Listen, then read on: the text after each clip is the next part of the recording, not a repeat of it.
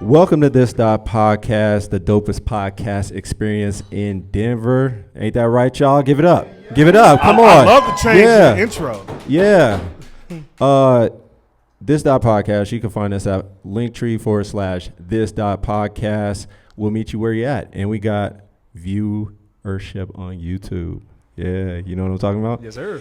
And I want to give a shout out to a few people. Of course, the incredible Lawrence and Larimer. You can catch them on lawrenceandlarimer.com, or you can come to the brick and mortar at 3225 East Coast Facts in Denver, Colorado. And today, special shout out for the Vibes by Desert Door and Topo Chico in the house. Shout out to Topo Chico and Desert Door.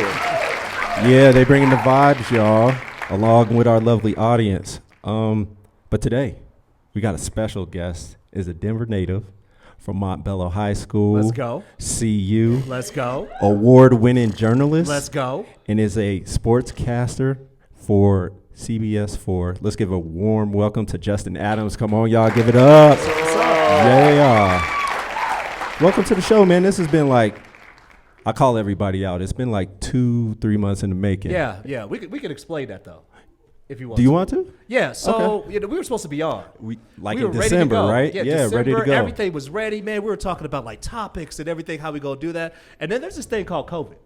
Yep. It's crazy how It that hit just us. like messes everything up. It hit us. So it hit me. I know probably Omicron variant hit everybody up in here. Absolutely. And so the way that it hit me was, I was supposed to take a 4-day weekend. I'm off on Friday, not getting back till Tuesday. I'm feeling all good, but I have a little, But you sore was getting throat. ready for our show, right? Yeah, but I was getting ready for y'all. Okay, So the idea was, hey, we're going to kick it. I'm going to do the show, and then wife and I with a little baby, we're going to go and, relax and everything. Yeah. But I had a sore throat, and I was like, bro, something don't. Something This don't ain't feel going right. away. Yeah. And then when you go through like hot and cold flashes for no reason, Oh, man. and you still like normal temperature, and you just like, bro, what's this? And I couldn't go to sleep. Yeah. So ended up finding out that, I had COVID. And the funniest part, it's funny to me, it's not funny to my wife. So she takes me, to, a place to get tested and everything to find out if we have COVID, right? So nobody has their mask on in the car. You're not going to have it on in the car. Once they said that I was positive, my wife in the smoothest way grabbed her mask and threw that thing back on. And I was like, bruh, you got it too. Like, what you doing? I thought it was, hey, so here's the thing. So what happened for better or for worse? They don't give a shit. Nah. I'm looking out for myself I right mean, look, Yeah. it is for better or for Fuck worse. better. It's Fuck better this for worse. pandemic. Okay. That makes a difference. I forgot to hit our drops. I'm Jay Cain. This podcast, bussin'. We got Mike. He's taking the day off. You ready to boogie with that We got bear? Co. Man, what we talking about? And we got Big Biscuit. Yeah. I came to get you today. Yeah. I'm after you today. 'Cause you're not doing it. If you're going to call me Big Biscuit, you better add gravy to it, too. Yeah. Big Well, you- Biscuit, sausage, and gravy. Let's go. You got it down here. Butter, you got a little gravy down here. butter. Everything. You got a nice neck beard. I like how that's going, man. Loaded It's biscuit. looking good. We yeah. right next to Denver. Yeah, Biscuit we are Company, right too. next to We That's are. They need to give us a sponsorship, man. I'm looking for. We can make that happen. Hold on. The way are you in the industry, you man? want me to do a little commercial? Yeah. Denver Biscuit Company, man. This is Justin Adams with CBS 4, but I'm here on behalf of this podcast. So you know what? Ever so often we get hungry. And ever so often my man just doesn't want to have biscuit. He wants gravy and sausage on the inside too. Now we can't make that happen here. Now we know that we can make it happen, but we need your help and we need your sponsorship. So can you please hook us up with not only a biscuit, some gravy, maybe a cinnamon roll or two, some syrup and everything, and become a sponsor of this podcast. A big investment. Justin Adams, ladies and gentlemen. Justin Adams. Will that work? There you Who's go. that? Who that? I'm just trying to help y'all out. That's all, man. Hey, we need it, man. We need it. But let's talk about you a little bit before we get into other topics. So, Denver native, you always knew you wanted to be a journalist. 6 years old. 6 years old? Man, I'll tell you, I knew, was watching the 1992 NBA Finals. And so for those, who go back. Oh, let me see if I can name that. Okay, Is go that ahead. the Lakers and Bulls, right? Lakers No. and Bulls. No, Lakers Celtics. No. 92. 92. So that's after the first one. That's the Shrug game. That's Chicago, Portland. Oh, Game one. Clyde the Glide. Nice. Game one, Shrug But game. Jordan hit him with this, like. MJ hitting 6 3-pointers in the first half. And it's weird when you're 6 years old and you know that you never will be that guy, Michael Jordan. Like, it's just weird. Like, 6 years old, you got all this in front of you, right? It's like, man, you don't know about lifting weights. You don't know about, like, working hard at the gym. But I knew at that moment, I was like, yeah, I'm not going to be that guy. I'm not going to be here who's hitting 6 3-pointers. But there was something that caught my attention, and I was like, you know what? What is that voice that's attached to this play? Like, every time I hear this voice, I'm like, wait a minute, what is this? And so I found out it was play-by-play broadcasting. And so at that moment, I knew, I was like, that's what I want to do. I thought you were going to say it was Marv Albert at It that was time. Marv Albert. Was it? Marv Albert. Yep, Got Marv it. Albert, Bob Costas in the studio and everything. And so at that moment, I knew, like, sitting right in front of the TV in the Bells with our VCR Bells. and just knowing, Shout out like, to the Bells. shout out to Bells, man, Montbello. But I just knew that was what I wanted to do. That's dope, man, because a lot of kids aren't like, hey, I want to be a broadcaster. Yeah. Like, I was like, I don't want to grow up and be Bob Costas or, Mike Breen or whatever. That's pretty dope. Yeah. So Who'd you look up to that was black? that was black. Wow. I mean, you have the Gumbels, obviously, that's fair. James Brian. Brown.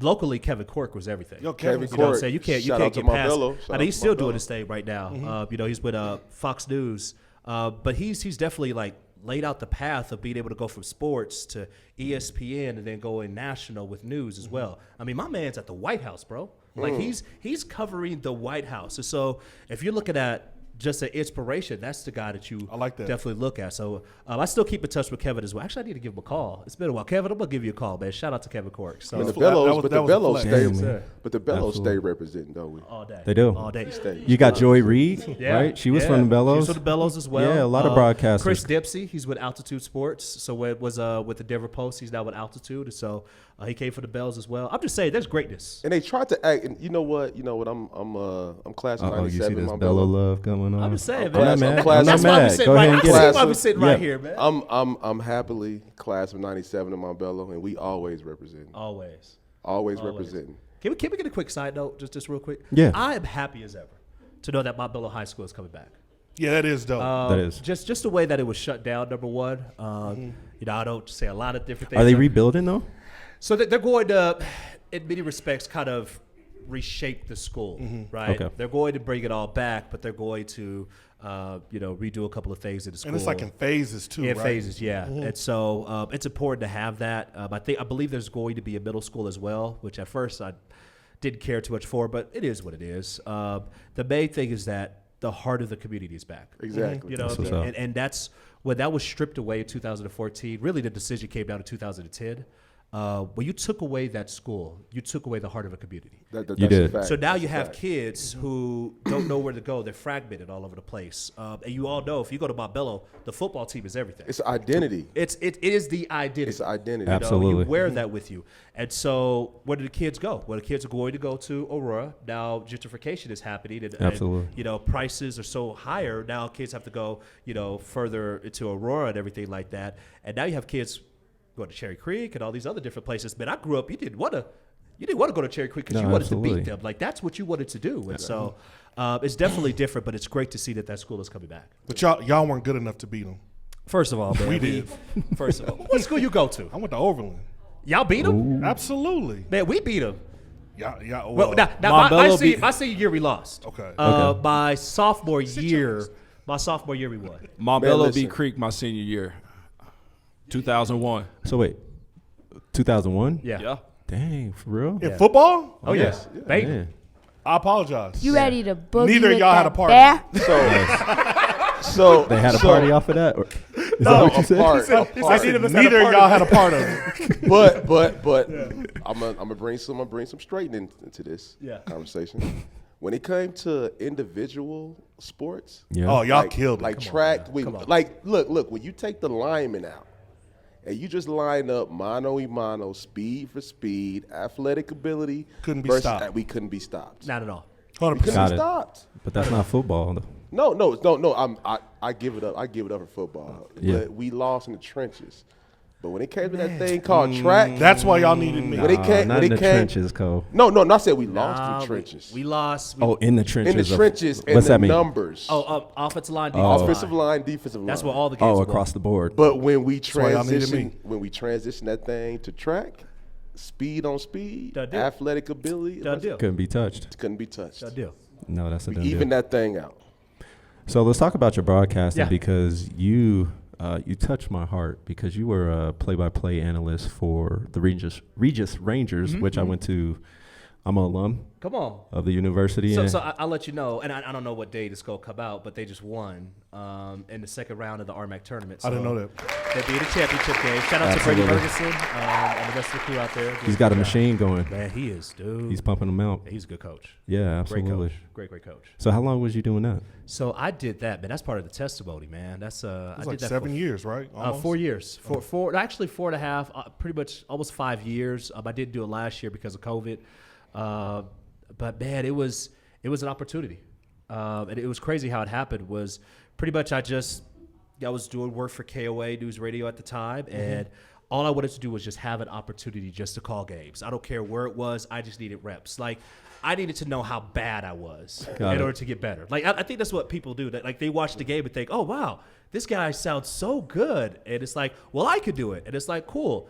You go out and describe everything that you see for the next 2 hours. It's hard to do. Ad-lib for the next 2 hours. Yeah, because when I Tell me how watch you good you on TV, it's like, it's amazing. Yeah. Like, you know, journalists, sports, like newscasters in general, how they don't skip a beat, right? Right. Like we get on this mic, we're all stuttering and fumbling all over the place. And we're There's like, definitely a technique. But when I see you Yeah. on mic, it's like amazing of like how the clarity, communication, and professionalism, you know, we're up here just bullshitting like we not that good. Yeah. No, y'all good, man. We just Y'all get the good, curse. We like, you know, fuck. Yeah. I wish I could. You know, you can't do that on the news. No, You're like, no. what? Like, oh, get your ass out of here, Justin. He can, but the outcome. Yeah, Well, absolutely. if I do, the outcome means I won't get any money. The outcome means True. that I will be doing a whole different career. Right. He'll be back on PBS. Yeah. Right. That's where you go when Facts. it's like, No, that's where he started. Channel It's like- 12. that's where you like, hey, started, but I mean, you would have to go man, back. That's Channel crazy. 12. Channel 12. Channel Wow, 12. Yeah, man. That's wow. We do our journalism y'all a do little y'all bit. Research. Yeah, Shout absolutely, out, man. Shout out to y'all, man. Yeah, absolutely. Yeah. So let's get a little, I'm going to turn the pages a little bit Yeah. because what we're starting to see now in this day, and Courtney and you were having a side discussion about it, and I'd like to bring it to the forefront, is that we're seeing a lot of diversity and inclusion For sure. within the, on the news in general, right?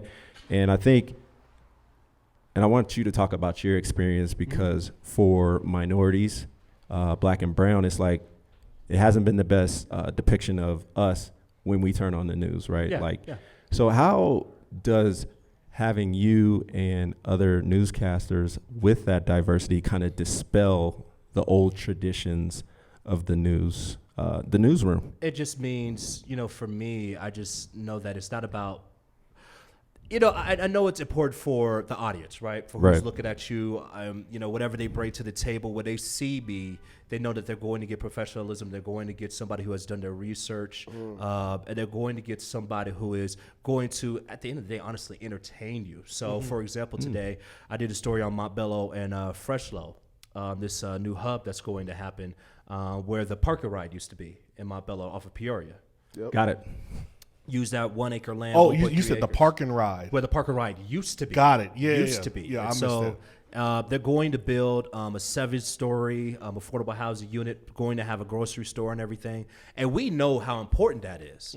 So it's my job to, because I don't have to explain it to this audience here. We get it, right? We get it from Montbello, from Park Hill. But how about somebody from Highlands Ranch? How about somebody who's listening in Alamosa? I had somebody literally in Alamosa take a picture. It was like, oh, man, I see you, on TV. Awesome. So how about that audience down there? So I got to make sure that one of my sayings and mottos is, why do I care? That's one of the biggest things you have to have. If you're going to go and have to a wider audience, you have to make sure that your story is important to everyone that's looking at you. And so when I talk about a story that means a lot to me because it's at Montbello, it's my hometown, I want to make sure that somebody at Highlands Ranch understands why it's so important.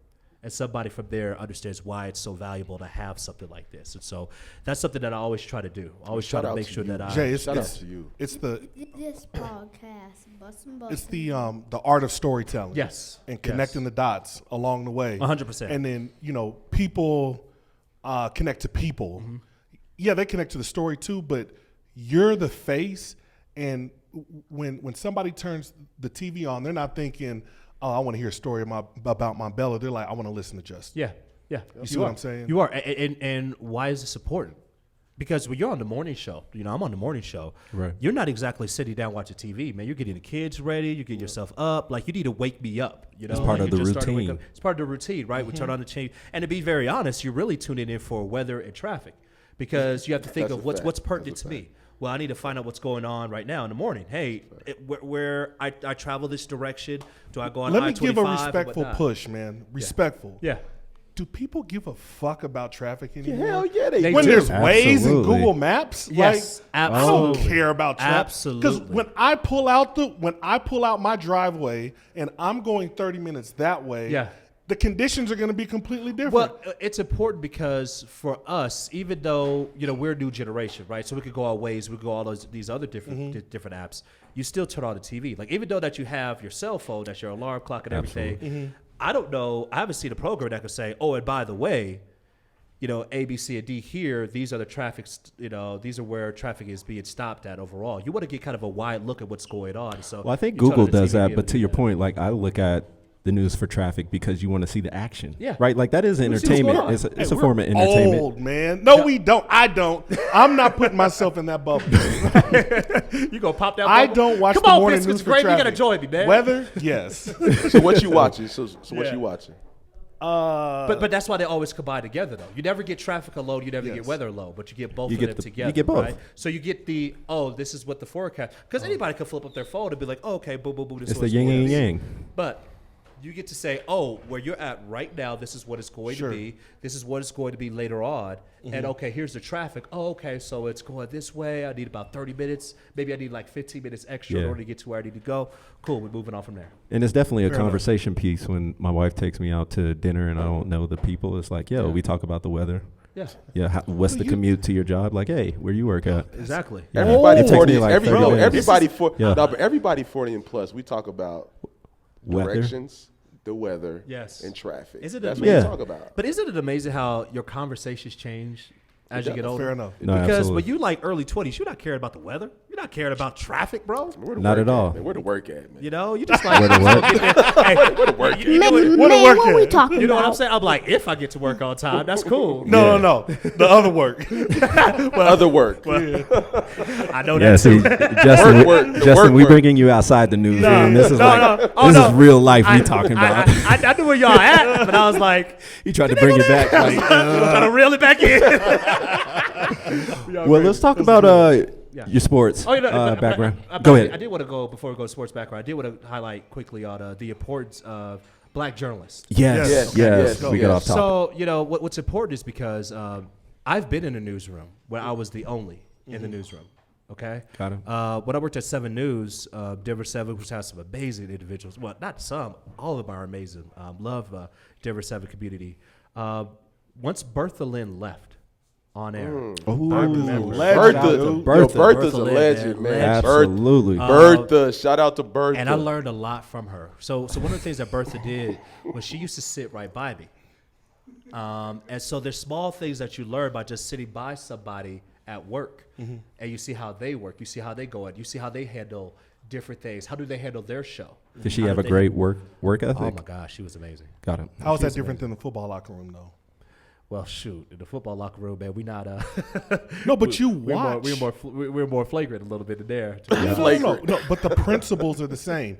Like, Right. if you want to be great, you connect with great got to. people You in got the to. locker room. You watch how they move. Yeah. You watch what they do. You watch, like, that was my experience. Yeah. Yeah. Got it. Yeah. I'm sorry. And it really You helped go. me out though, because when I saw the way that she anchored, that helps me out when I anchor now. Now I look and I'm like, oh, I remember she would do this. So let's say the prompter is not where it's supposed to be. How did she handle? Oh, she handled it this way. So I'm going to handle it there because she did it so smoothly. Let me go do that as well. So was it and I hate to cut you off, was Yeah. it an indirect relationship of like mentoring or by example, or did she actually take you under her wing? From time to time, she did. Okay. She did. And I really appreciated it.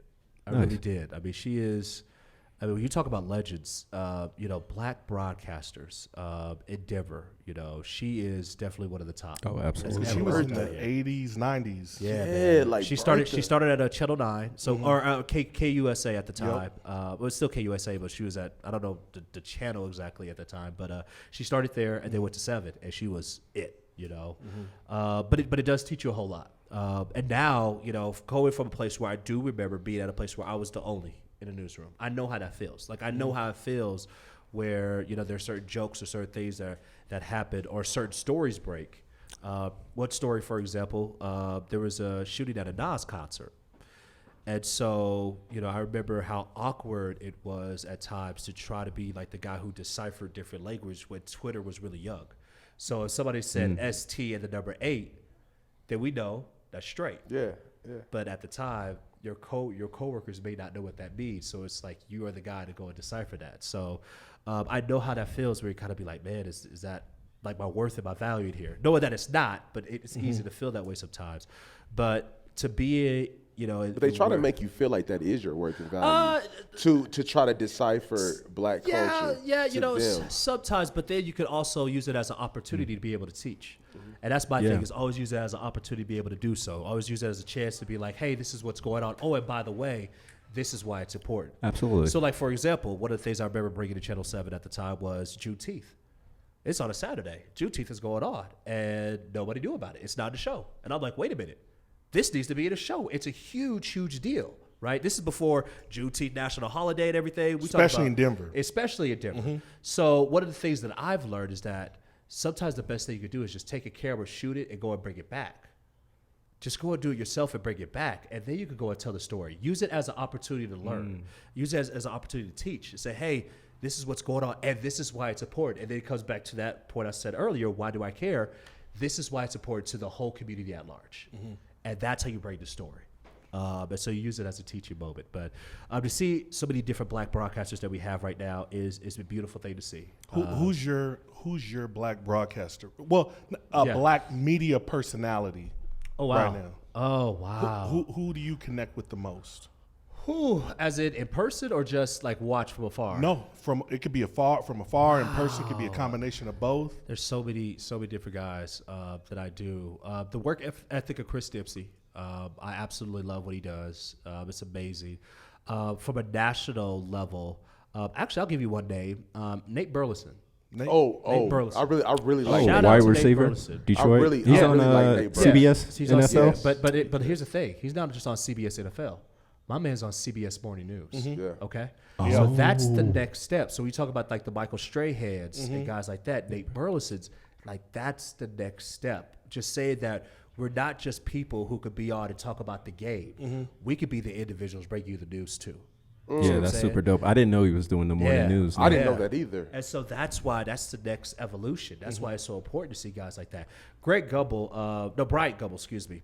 He has Real Sports on HBO. It's Legend. tough to find a better storyteller than him. Legend. He's phenomenal. He does a great His whole great team job. is phenomenal. Legend. They are all ridiculous. Phenomenal. I mean, I look at there and I'm like, how did you pull that out? Yes. Like, how did you hide? Real Sports is a legendary show. Legendary show. So It's let like, me, how do you since do we're that? talking about Brian Gumbel, because he is a legend, right? But he gets, let's be honest, he's getting flack from our community sometimes for whatever, a lot of reasons. Yeah. But bringing it to you, have you ever had those or feel those kind of pressures? Because for Brian Gumbel, great journalist, great voice. I mean, he has the total package. He's been doing it for years. Yeah. But for some reason in our community, we give him flack for Speaking properly?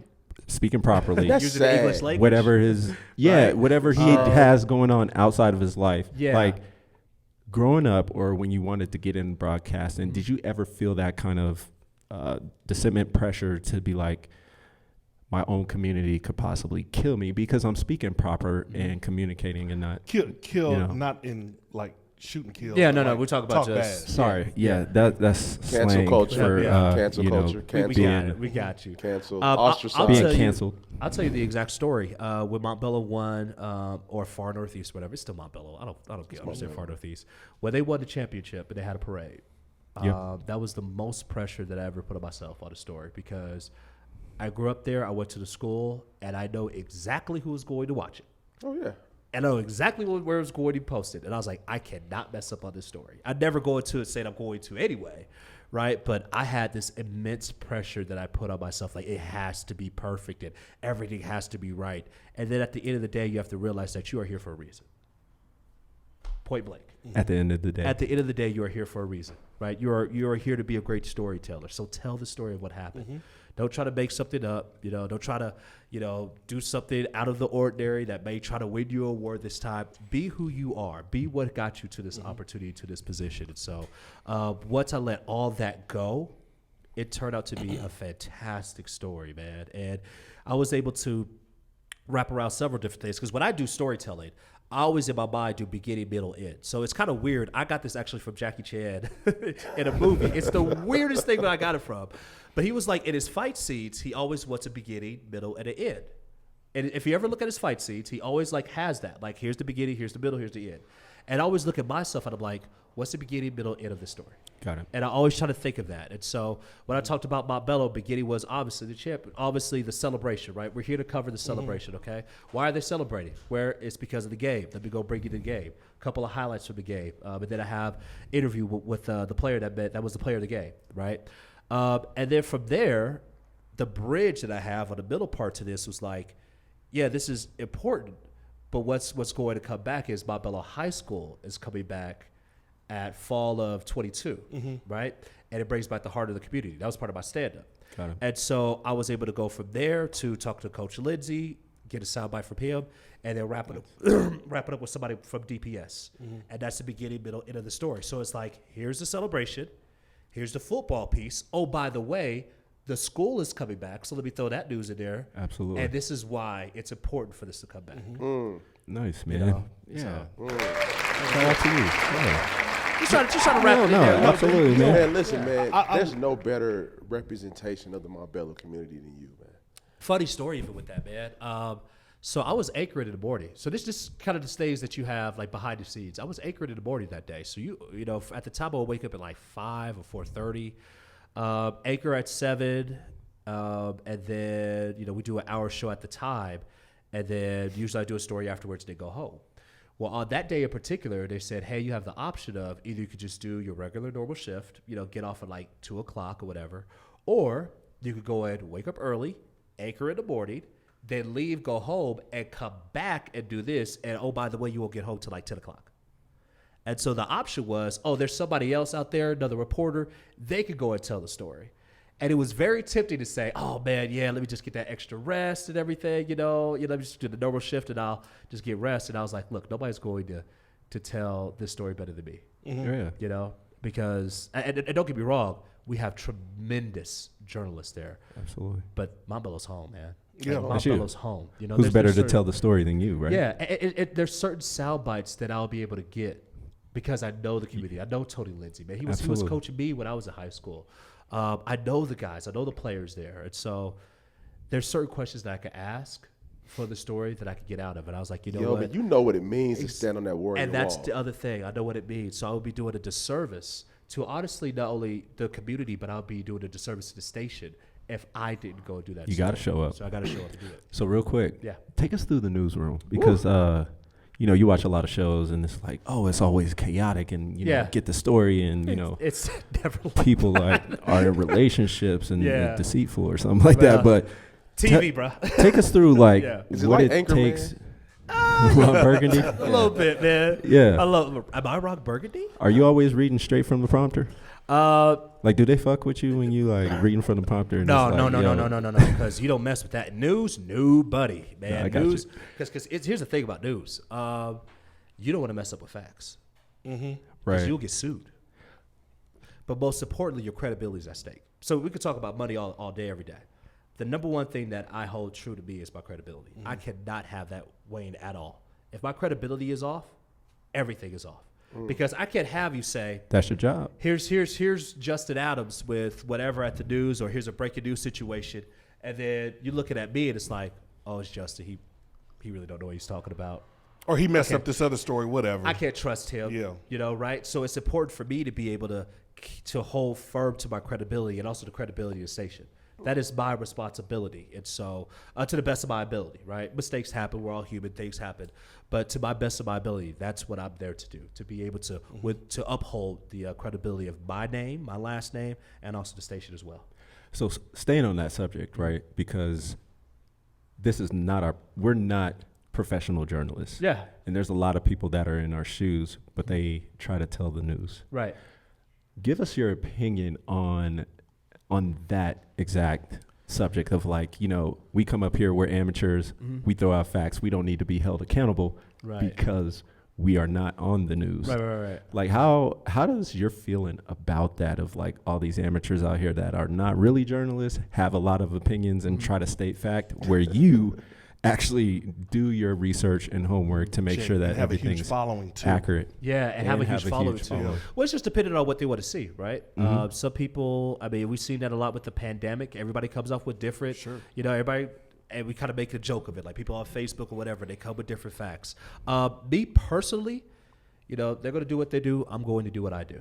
I'm tunnel vision. I'm not worried about. You're not even focused on that? I don't have time to. So you don't have opinion on like the situation with Joe Rogan? Well, with Joe Rogan, it's interesting with that because, number one, from a podcasting perspective, just purely podcasting, he was able to take something that I would assume that it started off as a hobby and turn it to, what, $50 million with Spotify? Man, yes. Right?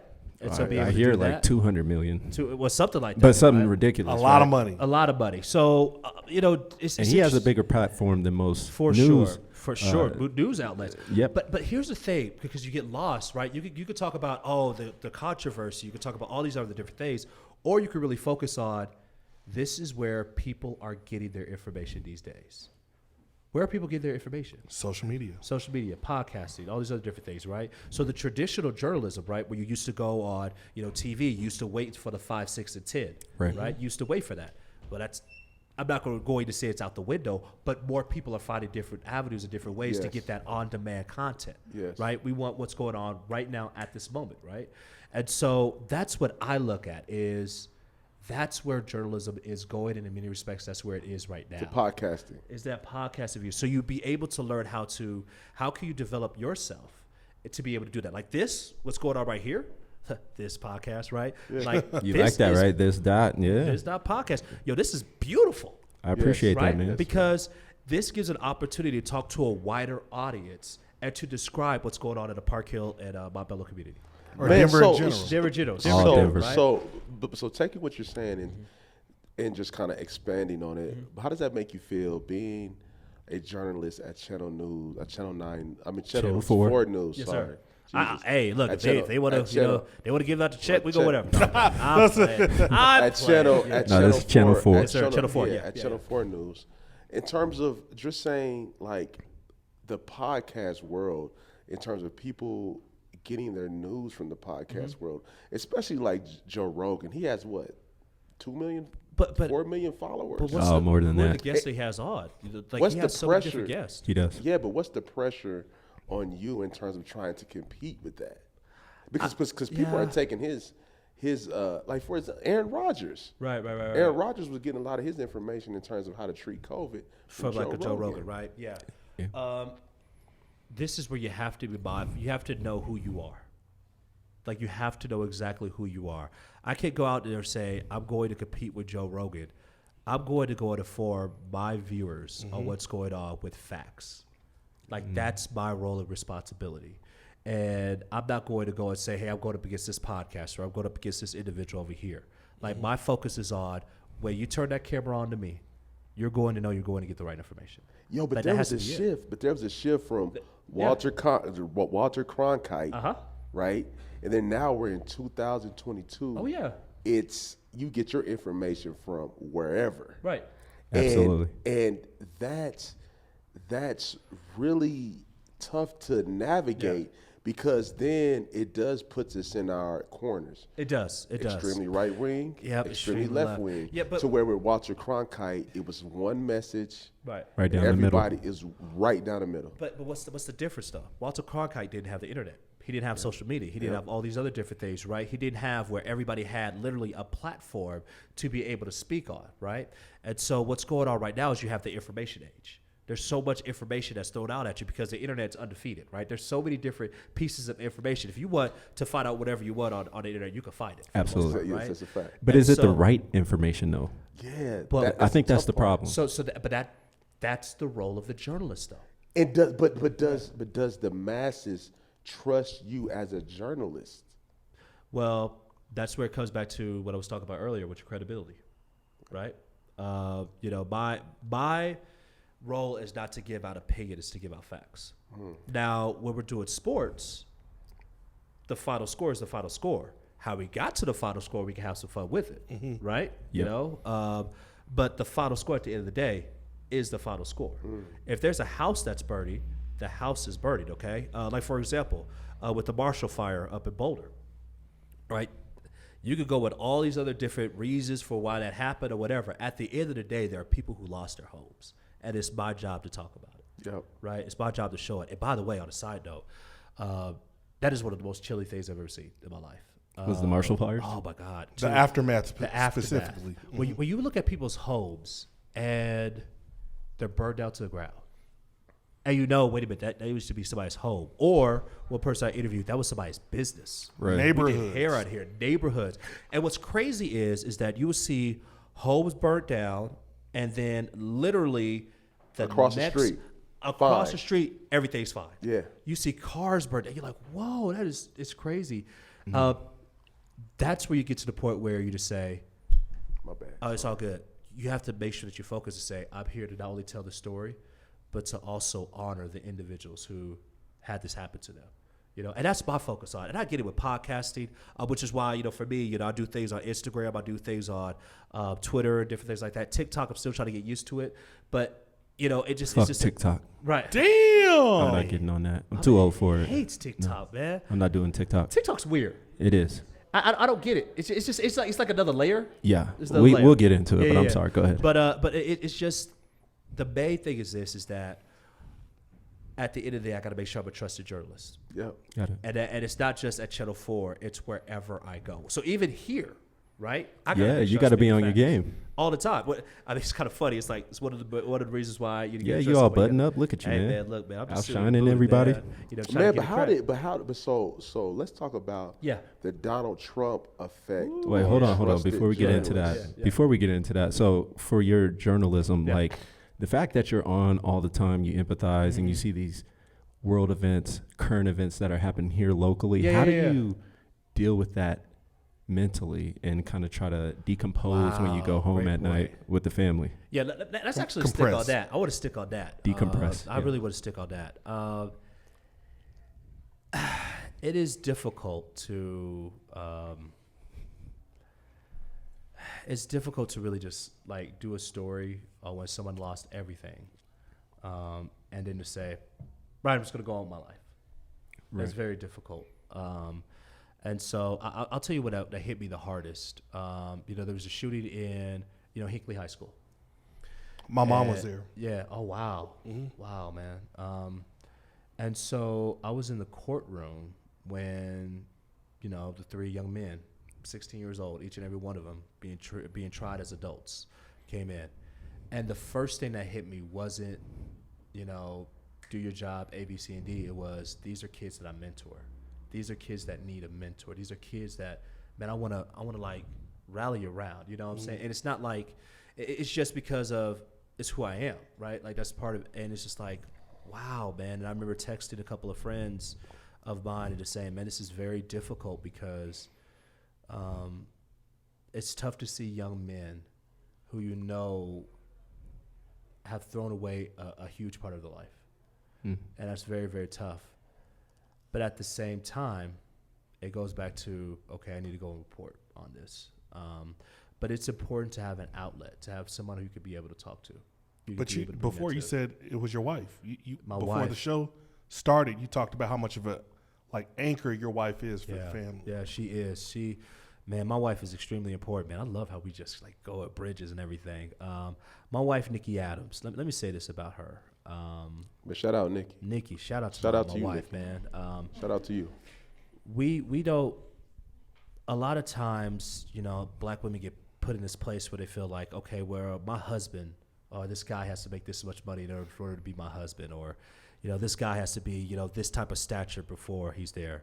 My wife married me when I was filling up vending machines. Oh yeah, you was broke. Wow. Yeah, but bad broke. Like Broke like broke. like $4 in the bank account broke. at one time. Broke like stealing potato chips from the vending machine that you were filling up. I didn't steal them. I didn't steal them. I didn't steal them. There he is. I didn't steal Nice him. big biscuit. But I will say this.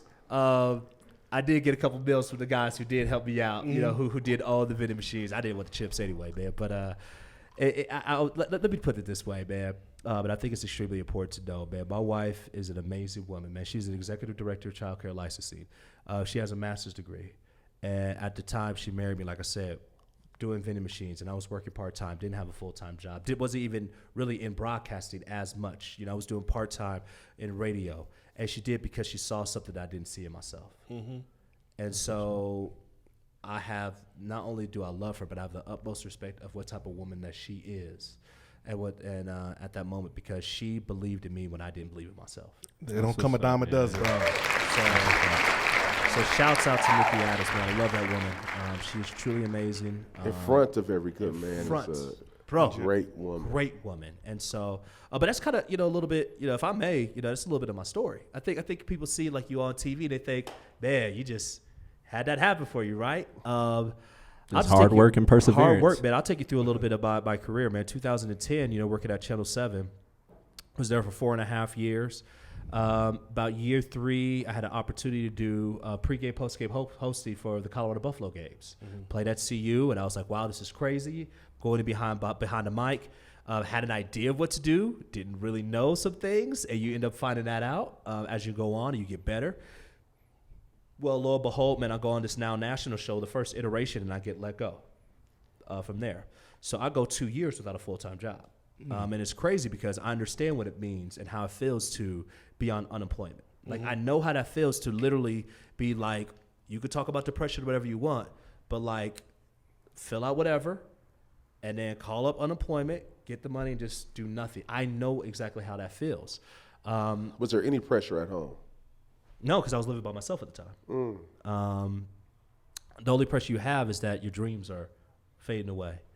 And so, but it gives you perspective. But it does give you perspective. You know, go from there to doing a couple of games, color commentary for CET at the time, Comcast Entertainment Television.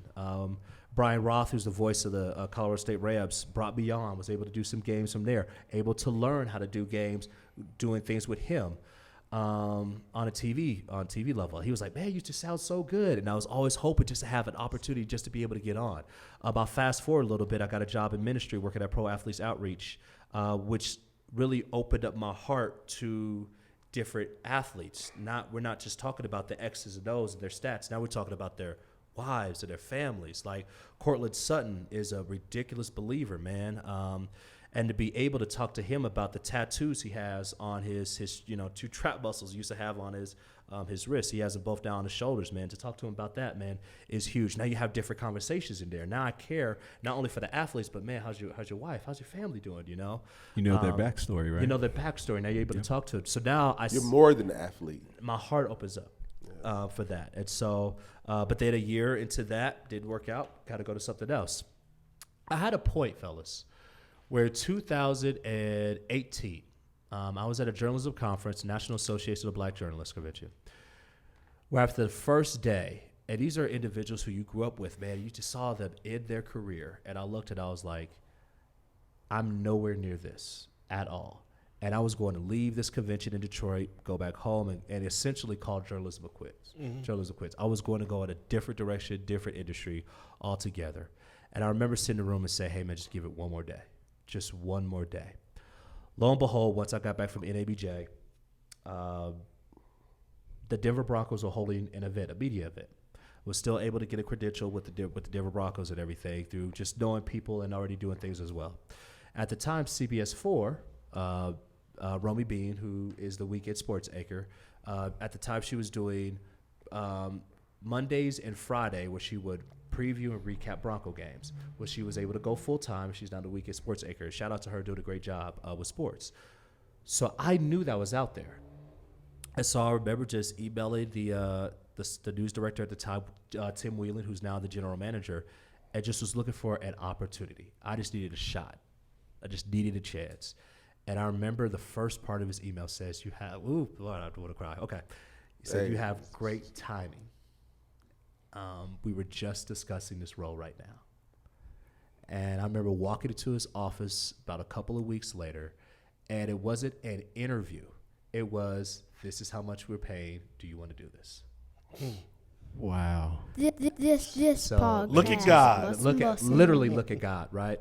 So we parlayed that from doing pregame, Mondays to Fridays, doing stuff more so on the web.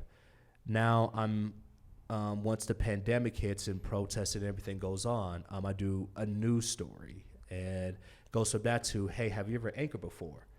And you always say yes, even though the answer is, I have no idea what I'm doing. I remember my first show I anchored, man, I never stuttered so much in my life, right? But it went from that to now I'm able to do anchoring. Now I'm able to do sports. Nominated for an Emmy as a sports anchor, which is crazy in Denver, right? Like, people work their lives to be able to do that. To get that opportunity. And was blessed to be able to have that as a part-timer. And turned that into me now doing more reporting, where I report news, but I can also do sports. I can anchor. Another deal went out there, another deal happened too, where working for the Pac-12 network. So now I'm a national broadcaster. Hey, let which me is stop crazy. you there. Let me stop you there. So you're really flexing right now. Yeah. And I'm just loving the flex because this is why. Yeah. To highlight Montbello High School Yeah. and the flag that you get on the education future projection side, being a graduate of Montbello High School. They don't talk about the heart. Dog, but where you're at Yeah. and how you are representing, for one, a community. Right. Because Montbello is a community, man. Right. A rich black community. And to where people assume that because you graduated from Montbello High School, that you're less than. Exactly. Right? Right. And you are literally just slapping all that shit down. Absolutely. You know what I mean? Yeah. And seeing you, Kevin Cork, right, being representatives not only for the African American community in Denver in a broad sense, but just narrowing it down to Montbello as a community. Yeah. Man, you are a great representative for the Montbello community, not only the Montbello community, but Montbello High School. Yeah. And being a fellow alum of Montbello High School, thank you, man. Man, it's all love. That's Thank what's you. up, man. It's all Thank love. you. And we're going to open questions to the audience if you have any. So Let me free punctuate to- that point, though. Yep. That's why I can't get focused on what other people are doing, because I know that there's, at the end of the day, here's the story. When I played at CU my freshman year, because I was redshirted, walked onto the team, the coach right now, he's a defensive coordinator. He at the time was our defensive lines coach. And so I remember, and I don't know why he took me. Like, you don't know why God takes you on different things. I'm dude, I am like, at the time, 6'1", 225 soaking wet, trying to block dudes who are like 275. The face that you have is exactly how it happened at scout team all day, right? I was like, But 225 says soaking wet ain't no. To say you're 225 soaking 225 wet, is not. James would That's what I love was to be thinking. I was 225 like, soaking Bruh. wet. absolutely. I would love to be 225 right But now. not dealing with what he was up against. Bruh. Yeah, no, Yeah, That's what the I mean. problem. Football Yeah, is absolutely. different Yeah. at that, okay? You're dealing with people that are 275 plus, and you 225. Yeah, different. That's different. So anyway, the coach takes me to his office and everything. He says, "Do you see what this is?" And I was like, "Yeah, it's your office." Still trying to figure out why I'm here. And he was like, "No, this is someone else's office. I'm just keeping the seat warm."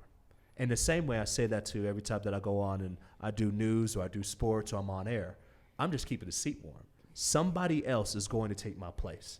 Like, that's guaranteed. Somebody else at some point in time will take my place. It's just my job to make sure that it's held with the utmost integrity and that I keep the seat warm for the next individual and to inspire the next individual to just take the baton, man. I'm going to pass that thing to you. Now you go and run and do your thing.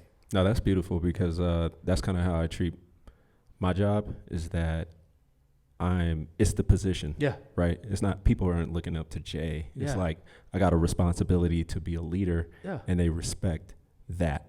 It's not like I should get special treatment. For me, it's like, no, it's a servitude to my people Exactly. to have that responsibility to make sure that I'm bringing the next person along. Right. It's called servant leadership. Servant leadership all day, Yep. man. Servant leadership all Absolutely. day. That's what it's really all about. So to be able to be a part of that, man, to be able to represent Montbello, to be able to represent Denver, to be able to represent Colorado, it's an honor. We're loving it, man. You're Love doing is great an stuff. honor. I So let's get appreciate into some fun stuff now, man. Yes, sir. Let's Let's talk do about that, man. let's talk about Let's go. sports. Who is the best tight end out of CU?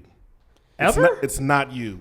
No, Who is? it ain't me. Who is? DG, Daniel Graham. There you go. Easy. Thank you. Can I get you a second one? That. Can I get you a second For one? that. Go. This podcast. Joe bussin', Klopfenstein, bussin'. Okay. Second round draft pick. Whoa, yeah, I Second remember round that. draft pick was with the St. Louis Rams. The only guy, and this is where You like played with them, right? Oh, dude. Okay, so not only did I play with him, it was the first time in my life I realized football was different from high school. Because you know, in Absolutely. high school, you like, I stay low, shoot my hands, shoot my hips. I'm gonna move this dude. I'm good, right? My man at the time was 6'4", 6'5", 255 with a six pack, and I remember looking at this dude like, how is this possible? Like, bro, how is this possible? David Boston. Bench pressing 405. David I'm like, Boston. dog, That's how do you nuts. do that? As a freshman. Did you ever bench 405? Fucking right I did. Yeah, right. I swear to God. Yeah, you must have weighed 405 if you was bench Man, them pressing it. titties is fucked not. up. Them titties is not pushing no 405. You never hit 405, man. I'm tell- That is Talk about that them is on. I repped 405. bro, let me. Oh, did you? Absolutely. Hey, Well, how much did you weigh? 330? No, when I played, I was like 325. solid. Oh, well, yeah, you should hit Yeah. 405. Solid. Okay, I'm with you. Nah, I'm with you. bro. There's some I'm with cats you. who are 325. Dude, They you're can't- such a who hater. can't bust a grape, bro. They can't? They can't. There are some guys who can't bust a grape. At 325? Football is weird because there are guys who can lift a house The most I ever And got can't is play. 315. Look like Tarzan, play like and James. can't play. Can't play. Look like Tarzan, play like James. And there's other For guys. real? Oh, absolutely. There's other Got guys it. who they'll get under the bar 225. They might hit it, man, 10 times, maybe 10 times, and they'll Best dominate athlete a on the game. field. Best athlete on the field. They'll dominate a game. That's completely amazing to be dominate able the to do that. Yeah. It's But I used to crazy. get week. But here's a funny thing. Here's a funny thing. So I used to get weekly game tickets to CU when I was at Montbello. Yeah. And that was in my senior year. Was a time when Matt Russell. was to that CU. Yeah. And I've been like I used to get weekly tickets, and the funny thing about it, it was a guy that was a coach at Montbello way back in the day. Okay. Who was an assistant coach at CU at the time. Yeah. And man, I remember going to the CU games and sitting in the locker room prior to the games and seeing the Matt Russells, seeing the Ray Caruths. Yeah. Right. Yeah. And going to so CU has an auditorium, man. So wait, who's Matt Russell? Bro, you don't know Matt Russell? I don't. One of the best linebackers to come out of CU. Really? He was And dog. and I he's didn't in the know. he was in the player personnel with the Denver Broncos. Yeah, he Got was, it. he To was a bring dog, yeah. context to everything. Yeah. And See, you did suck back in the day. I know. Oh, We just, no. no. I mean, but we just- I remember, but I remember. What was it, Mike McCarthy? Or No, at that time it was. So Bill No, McCartney, Bill Bill McCartney, It was Bill Neuheisel. but it was Neuheisel. So when I was Yeah. a senior in high school, which was 1997, Montbello High School. Shout out to that. Shout out, let's go. how many times has Coach said Montbello High School I mean, in we just gotta community let 'em tonight? know, man. They're We legends. should have a counter that Mom, says everybody from Montbello every is time he said legends. community It changed. You know what you my should life. do between is- you two. What you should do is you should have a counter on that. What you Hey, Montbello Montbello by way of Park Hill. community, facts? Montbello by way of Park Hill. community. But hey man, yo, changed my life, man. I got a Montbello brother. Community. I got a Montbello brother out in the Montbello community. Well, hold That's on. a fact. Can I do one more Montbello? Yeah. Gold crown. You know, working with the Denver know. Broncos, right? Yeah. You have somebody from Montbello there too, Ray Jackson. all day, every day. It's just great. Right, man. Just It's greatness just- comes from just Montbello. greatness out of Montbello. Hey man. I don't know what. I would say it's something in the water. Nobody from Oakland is up there. Nobody from Georgia. Man, is up there. please. That's a lie. Who? With the Broncos? Oh, with the Broncos? No. Yeah. Okay, yeah. But in who? No, you don't we're win talking it. about All right, football. but I'm talking Yeah, about we're talking basketball. That's what I play. I mean, No, but Matt Russell. But here's the Matt thing. Here's the thing. Here's the thing It's to know about me. football. But Chauncey Billups. Here's the thing is- to know about me. We can go any Championship. sport. Any sport you want to talk, we could go. Okay. I got an opinion on any sport you want. That's what I'm talking about. Now Any we're sport getting you in want, the let's thick go. of things. So, Anything you want. what about the Broncos? Who's going to buy the team? First of all, Who you got? Golly, I do find it interesting that we haven't heard when this auction date is. Anybody know when the auction date is? By the way, I have anybody no by chance? clue. Probably already happened. Exactly. So, you hope, and the richest black man in Denver, for the life of me, is Robert Smith. Robert Smith, right? You would hope that he would. There's reports out there that he wouldn't. East High School. He wouldn't bid. Shout out to East High School. We right up the street. Byron Allen, obviously he has his name out there too. Yep. But man, it's going to fetch at least $4 billion. At this second, it's $4 billion, right? Now, I want somebody. nuts. I want an owner that can write a check straight out Right. on his own. Doesn't $3 work billion. like that. No, it doesn't. No, man. no, it does work like that. No, it because doesn't. Todd McNair. But it's different money. It's Todd, different. no. You what could I'm saying- liquidate, No, what I'm saying is, what I'm Like saying Bezos is, could liquidate $4 as billion opposed to and buy you it. getting just don't a do that. They just don't do group, it? Yeah. a collective, Yeah. you writing a check. So Todd McNair, the owner of the Panthers, did not give the highest bid for the team, but he was more liquid as an individual. So he's the richest owner in the NFL right Oh, you now. talk about Todd McNair, Yeah, the 'cause owner he's- of the Panthers. the Carolina Panthers. yeah. I was trying to think of like what business gotta he was in. Google that. But I feel what you're saying. Yeah, Jeff Bezos can write a check for the Broncos on his own bro, Jeff Bezos to buy the team. Jeff flat Bezos. out. Here's how much bread Jeff Bezos has. He could go and own every league, every major league, and still have billions left. I mean, I want Bezos to own the team, man. Hey, you know what's crazy? Did you see, like you were talking about how much money there is in the space and what they offered Sean McVay to get on TV with Yeah. Amazon? They offered $100 million, and he said, like, nope. I'm trying to get on that. He said I no. don't know what I got to do to get that app. He said no. Wait, Cole, who's that guy you said? Todd McNair. I thought it was somebody else. Todd yeah, McNair. there's somebody in there. Todd McNair is I mean, a football coach. No. His name is McNair. Oh, I know what you're talking about. That's with the Carolina Titans. Panthers. No, it's Titans. I think it was No, with the Carolina Panthers. There used to be with the Titans. owner right? is You talking McNair. about Stephen McNair or Steve McNair, No, the there's- quarterback? Let me tell you. I'm forgetting names right now. My bad. But the guy at the Panthers, he has a whole lot of money. He's and- He's the yeah. richest owner in the NFL. But so what's But going to I happen? mean, Bezos could buy it, right? Bezos could buy it. if Like he I wanted think to. Bezos Yeah. gave away $100 million to Van Lathan. I haven't seen Van Lathan since. Wow. Yeah, he took That's $100 crazy. million for like I have no clue. To do what? I think it was for his like charities and Oh, stuff. okay. But Van Lathan hasn't been on TV ever since he Or his Instagram. or that. But he does have his podcast going though. I know Does he? that. Yeah. I haven't seen that in a minute. I haven't either. My just, bad. just to answer directly to your question though, with the Broncos, it's a great question. There's a lot of people out there, Peyton David Manning. Tepper, sorry. David Oh, Tepper. that's Yeah, pretty that's close. who I That's should've really known. close to the David name you Tepper. said. Yeah, so you got David Tepper out there. What long and short of it, we got to figure out Todd McNair, and what's the name? Dave Tepper. Man, please don't give him no Pretty shout out. Pretty Give close. anybody a shout we out. got- Oh, you mean hit his drop? Don't hit his drop.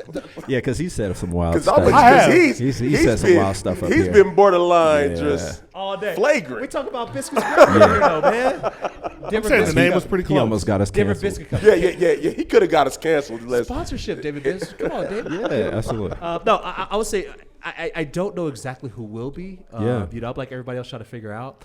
The main thing is I want to make sure it's somebody who cares about winning.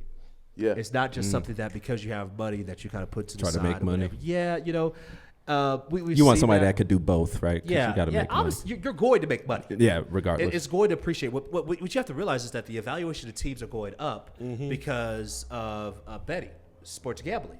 Sports gambling has brought the evaluations of teams up And TV to a contracts. different- Oh my goodness, Mm-hmm. TV, radio. I mean, listen to a sports talk radio show. All the commercials, you will always hear something in sports gambling, sports betting. It is a It's yeah. actually sickening, man.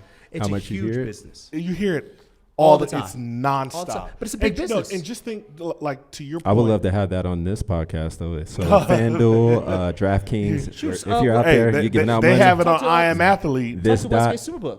Westgate Superbook, man. They got some up in Blackhawk. Okay. That's one spot. Yeah. We need to talk. All right, let's go. To your point, Offline, yeah. you cannot watch football on a Sunday and get anything that's not sports betting. Have you ever betted on a game before? Yeah. Okay. How did that change? How did that change your experience of watching that game? You were invested, right? Ish. Right. No, because I look at it from a different. So I look at it from a different perspective. It's so like, money's not an issue to you. No. That's not what I'm saying. Like It's something. like just my level of when I bet, my level of confidence is really high. Yeah. You would swear Damien's a fucking multi-billionaire. No. The way he talks. treats, the way he talks about money just being this No, frivolous that's not- thing no. that they like just be tossed around. Just, No, I do not, man. It's if I bet, there's a high level of confidence. Just like JC wanted to bet me today on like something like what we were talking about. I did not bet because my confidence wasn't there. So if I'm confident and I'm betting, I'm watching them like, yeah, this should happen. Right. And if it doesn't, I'm disappointed. Yeah. That's what's. But I'm not like, oh, It changes I need to. everything. They need to win by 2.5. It It's like, changes everything. No. By the way, the audience is like dwindling. I don't know if they had any questions they wanted to ask before they No. go. Or Yeah, I somebody don't had a know, question. there, Or Okay, Yeah. so I guess I just want to also compliment you. I didn't go to Belmont High School, so I'm Belmont, not yeah. Belmont. Montbello. It's Montbello. It's all It's all good. good. What school you go to? No, I'm not from Colorado, so Okay. that's all I'm trying to you're all highlight good. in No, this you're good. question. No, Yeah. Yep. So I went to a school in Round Rock, Texas. But anyways, I was curious about where you see your responsibility, because that was kind of something that you were talking about earlier.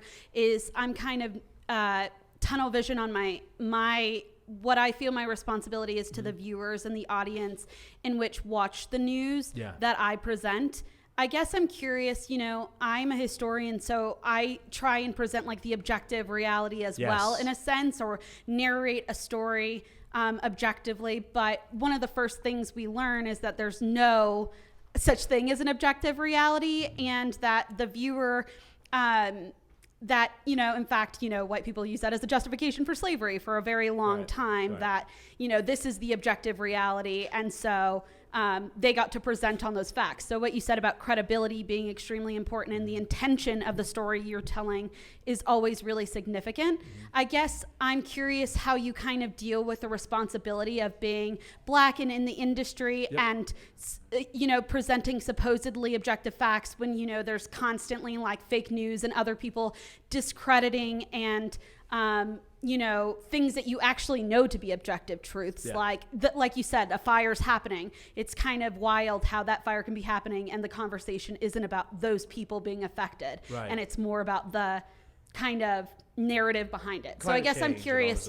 I'm curious of what you think about that. If you think there's such thing as objective reality, sort of like. And what's the responsibility as a journalist in that situation? My responsibility is to tell the story, not to give an opinion.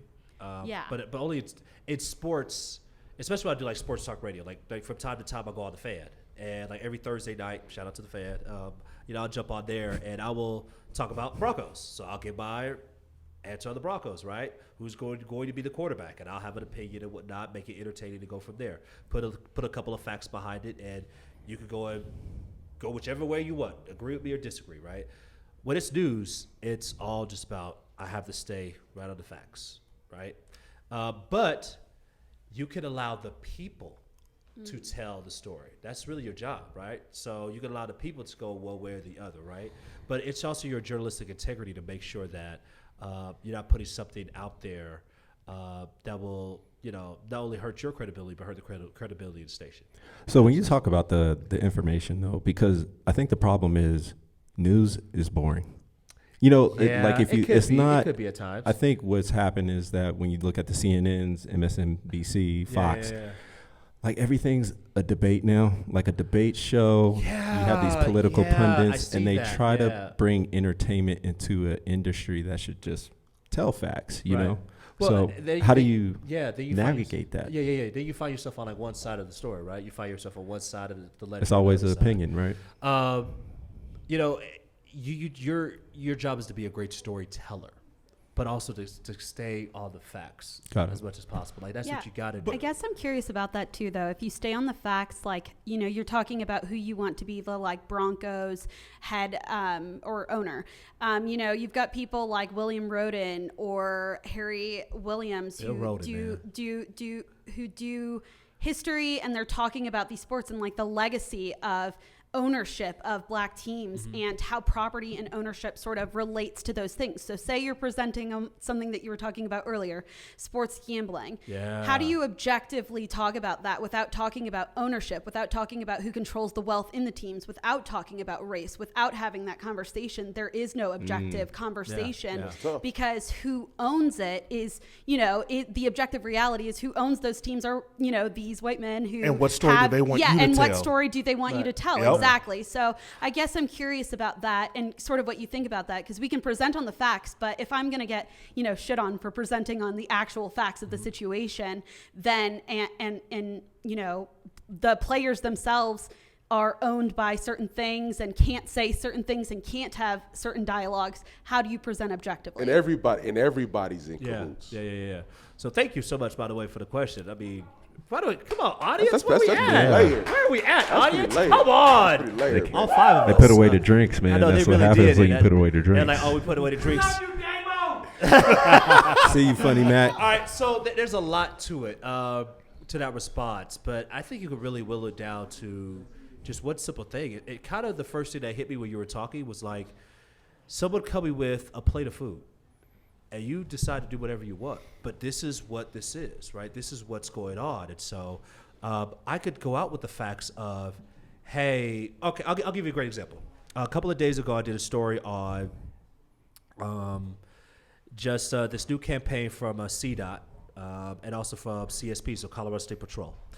And so their campaign is don't chase cool. And what they're trying to do is they're trying to have drivers 16 to 21, they want them to slow down on the roads. Now, you can have whatever emotion or feeling you want behind that. I came to the table with, they said they give out over 9,000 tickets, police tickets, to this age group. Here's a soundbite from this guy that I interviewed. My job is to say, this is what they're doing. This is the facts behind it. This is why they're saying they're doing it. And you can take it one side or the other. But this is what the statistics and the facts say. Now, the same time is I go deeper in the stats to say, is that really true? Or is that something that's going on? That's where you go and do questions. And what that really is that's journalism, right? Right? You dive in deeper with that. Hey, is this really what's going on? Why is this going on? Like, tell me the reason, like, what's the why behind this? And so that's really what I look for. It's like, what's the why of this is happening? Okay. Man, but kind of bringing it back to the question I had earlier. Yeah. What is the Trump effect to how you are able to really distribute facts to the public? Because even sports, like the score is the score, right? And it can't be disputed. Yeah. But we have this variable that's been injected into things that says even though the score is the score, if I don't agree with it, I can question it. Right. Well, no, but I gotta be just, I know that we're recording, but I gotta be careful. From a news director perspective on anything politics wise, I gotta be very, very careful on that. But I will say, just from where broadcasting is in general, right? It kind of comes back to what we were talking about with Joe Rogan or whatever. At the end of the day, what are the facts and what is the story? What is going on? And that's what you have to be you really got to sit on that one. Like, you really got to sit on, like, what are the facts in that piece? And that's what's extremely important, because there was a time where people just didn't trust the journalists and whatever, for whatever reason. But that's where you go back to, again, is two things, man: my last name and the station I work for. Credibility of the last name, Justin Adams. Credibility of the station that I work for is extremely important. And so that's why. What about your social security number? Well, if you really want that, then no, we're not gonna give you that. But it's just really just don't lose your credibility, man. Don't lose that. Like, don't lose what's so valuable, which is one of the main reasons why you got into this in the first place. An opportunity. This is an opportunity, man. I love this this point, man. I know we're gonna talk a couple sports and everything before we ride out, but this is not a got to type of situation. I get to be a journalist, man. Like, you know what I mean? Like, there's so many other different industries and different places, different things to be a part of, man. I get to do this. You chose the path. Man. And in many respects, it really chooses you, but I get to do this, man. When I wake up in the morning, like, keep it 100, I wake up like 2:30 in the morning, 2:15, 2:30 in the morning, right? We're in the newsroom at 3:30, okay? And there are plenty of days where you're tired of that morning show. And at that time, that's where it comes and it says, hey, guess what? There's somebody who's watching you for the first time today. Never see you before in their life. First time they're going to watch you. They deserve your best. Yep. And they deserve to be informed of what's going on. That's a fact. Because at the end of the day, that's the last name, and that's the name of the company I'm working for. Yep. So That's real what's quick, important. Yeah. what's your favorite podcast? Favorite podcast? My I love that goodness. question. What a question. Well, It if you- is. Well, he already missed it, this.podcast, man. no. There you go. Yeah, man. no, There you go. make That's what I'm talking Can I about. give a shout out? Yeah, Hey, man. Tell him. Shout out to this.podcast. Justin Adams here with the fellas doing our thing, man. But we still need some help, especially for the Denver Biscuit Company. Now, look, we talked about you earlier, okay? We not playing this time around, okay? Now, we said we want biscuits and gravy. We wanted other different things as well. You might want something sweet, too. But let's just call it what it is, all right? don't need We nothing up here. sweet. We got water. But you know what we missing? We missing a biscuit. Denver Biscuit Company. Can you holler at us? We Can got you help us Mr. out? Biscuit right here. You We got to got help Mr. him out. Biscuit over I don't know here. where that name come from, but Okay. if it revolves around free biscuits at the Denver Biscuit Company, That's I'm what's- in. You know what? I love drinking water. Hell nah. They need know? to pay us. I don't need no free biscuits. I want some money. What you talking Hey, about? look. Hey, But I think take Damo both. has a question in there. Yeah. go ahead. I know we got all over the place, man. Do you No, think? no, No, man. this yeah, is no, what no, this is no, about, Like you talking man. about Great no content. real talk. Your favorite podcast? Favorite podcast? That is a great question. I haven't heard a podcast in a minute, man. I'm so like busy. I'm like listening to like NPR and stuff like that. I love any type of sports podcast, Okay. man. Dude, So I Damien's love trying it. to steer you to I Am Athlete. No, I'm not. Oh, no, I'm not. I'm tripping. I just know it. The Pivot, you know what? all The day. Pivot, I Am Athlete. The Pivot. I love those shows, man.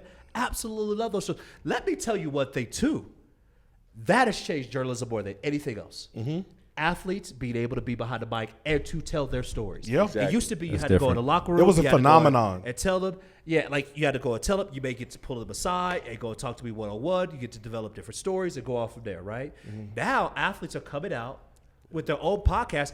Many of them are still playing the sport right now. And bringing you in, And really- then bring you the information. but bringing you inside of of the locker room. Because of everybody the- wants that. right? Everybody wants It's that. crazy. I remember when Club I played, Shay. Facts. I remember when I Yeah. played at CU. I What is it? remember All the smoke? I think they Oh, have yeah, a All the show. Smoke I was another one? Yeah, Yeah. I was talking about. No, I'm just Club saying Sharps. other Yeah, Club Shay Shay, podcasts. all that smoke, Club. all All those the different smoke, places. yeah. But I just remember when I was at CU, and this is back in 2004. It's kind of weird that I even like do this at the time. I was like, man, I read your stories, and you kind of have an idea of what's going on, but you don't know what's going on in the locker room. Like you don't know what's really happening right now. Like you say, this guy is doubtful. He hasn't. He ain't. Man, homie hasn't been on the field for like 5 weeks. He ain't playing. You know what I'm saying? Like, Damien knows all about the locker room, though. right. Right? Like that's Yeah. real. Like that's So, so. It is. He played for Seattle for 2 weeks. You play for Seattle? I think What? so. Yeah, absolutely, Bro, man. get out of here. Cup of Absolutely, coffee. You had a man, cup yeah. of coffee with Wait, you. what? Weber State. You didn't So do you went your to Weber research. State? Yeah. You didn't do your Best journalism. I didn't football do my player job. out of You're Weber right. State. Well, no, he's second. Damian Lillard Hey, is probably the shouts out, best man. No, football Damian player. Lillard. No, Damian Lillard. He didn't even play football. He was the best football player out of Weber State.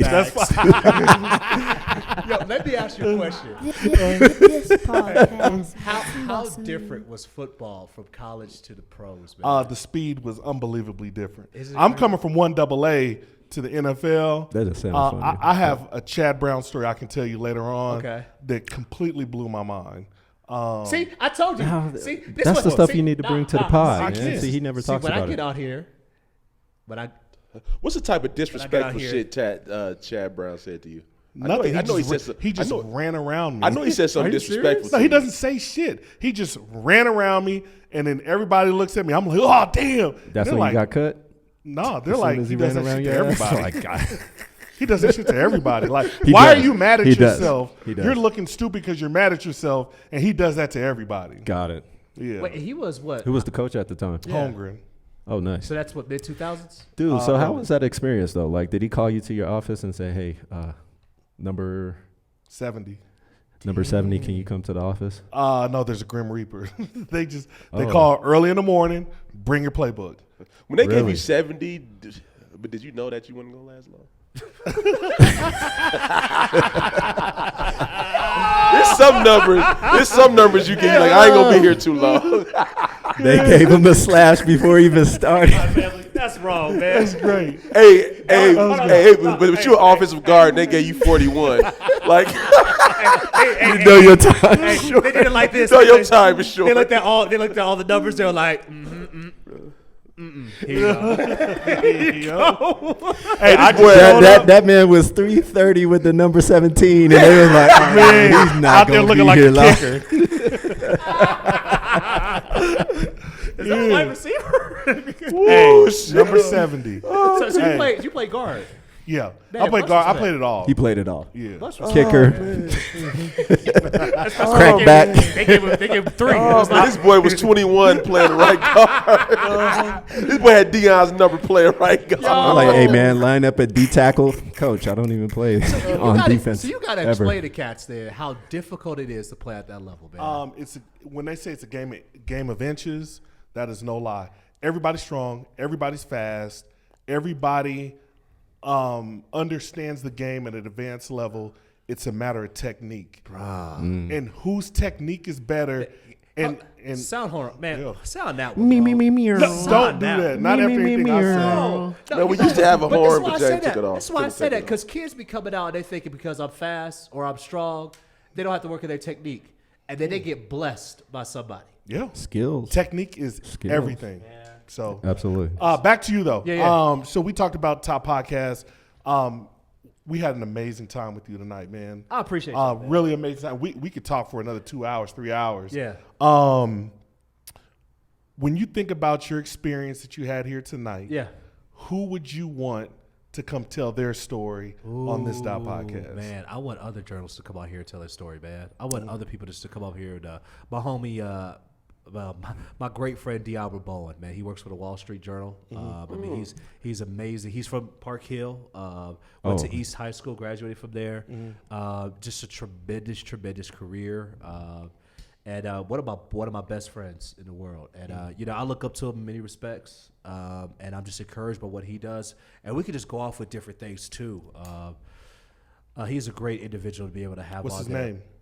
Damo Bowen. You got to have him on there. And The dude for the Wall Street Journal. I thought you were talking about somebody else. Yeah, not him. Chad Nash, you need to have on as well.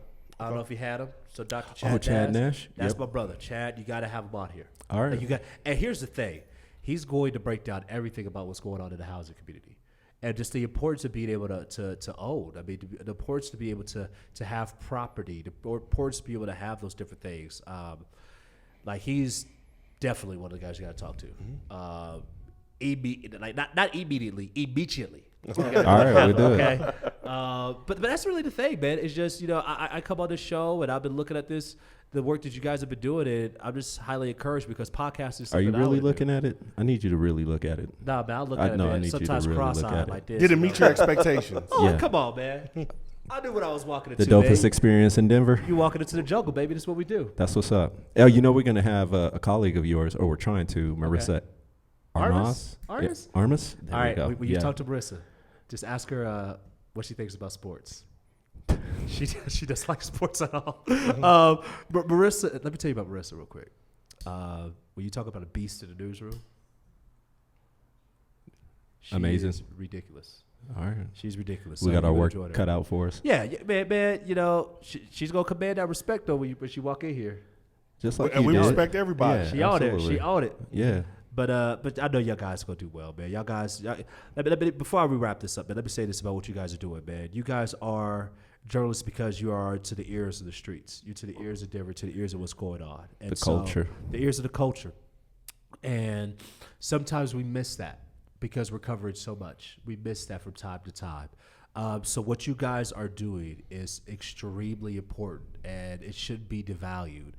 Even if Denver Biscuit Company doesn't sponsor, but in all seriousness, it's just, man. I know you guys are what 50. Man, we're 50. You're going to be 53. 53. Yeah. Yep. My expectations to see this at 300, 500, Oh, man. 1,000, Yes. because there's so many great stories that deserve to be told. At show 100, his shirt's going to say "This Biscuit" on the bottom. No, Right at it's the not. perfect level. I don't know where this whole biscuit shit came from tonight, man. What? Like, let's squash that shit. His shirt Why? gonna Like, say it's "This fun Bis-" for a minute, but biscuits ain't my thing. Because you're not using people's names, man. So I'm Jay. That's Cole. You don't call us Jay and No, Co? I'm fucking Damo. No, you're Damien, Mr. Biscuit. You're Hey, man, Damien. hey, No, man, hold on, So James I'm not at the gonna top. call you Damien hold on. until you call me Wait, Jay. wait. He don't call me Jay, so I'm not Right, calling right. him. I'm not calling him Uncle Damo. So if there was just a biscuit out there, man, No, you tell me you ain't got biscuit. I don't need a fucking biscuit. This I mean, podcast. not even sausage biscuit. What the fuck do I need a biscuit for at 10 o'clock at night? How about a big muffin? How about a muffin? Would you mess with a muffin? No. Yo, this is a clip. We getting this one on the gram. This is a clip. Yeah, we getting this man, one. Hey, listen, man. Look, not even a little biscuit. You'll understand the amount of shit Damien gives Damien gives us everybody. on the IG. I was ready for it. I was ready. I was ready. I'm here. I'm just. Like, he I'm gonna here have to for come it. prepared now. I'm Like, here he, for it. You know what I'm saying? you better have an artillery because it's coming now. It's coming. Hey, fellas, y'all keep doing what y'all doing, Appreciate man. it, Don't let brother. anybody stop y'all. And continue to tell the stories, man. And continue to do it with the highest integrity of what y'all doing right now because it's needed. We need this, man. We the And voice Thank of the you. city. Thank Y'all the you. voice of the city, man. So we appreciate y'all. And you never stumble upon the unexpected if you only stick to the familiar. So go out there and live your dreams. Do what you need to do to get there. Justin Adams, thank you for coming on the show. It was a pleasure. Thank you. Thank you to the audience for sticking through the great questions. And we out. This podcast. Listen.